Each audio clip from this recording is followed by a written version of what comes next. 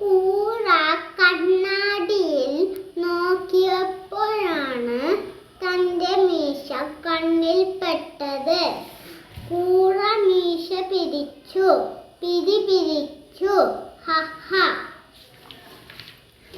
കൊമ്പൻ മീശ പിരിച്ച് കൂറ പുറത്തിറങ്ങി ഒരു കട്ടുറുമ്പിനെ നോക്കി.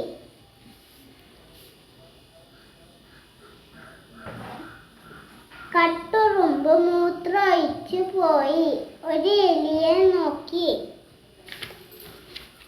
എലി വാലും പൊക്കി ഓടി ഒളിച്ചു.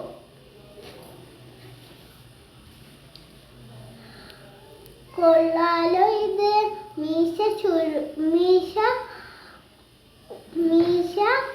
പിരിച്ച് കൂറ ഒരു മണ്ണിരയെ കണ്ണുരുട്ടി. മണ്ണിരക്ക് താഴ്ന്നിറങ്ങി രക്ഷപ്പെട്ടു. പഴുതാരയെ നോക്കേണ്ട താമസം, അത് രക്ഷിക്കണേന്നു പറഞ്ഞ് ഓടടാ ഓട്ടം.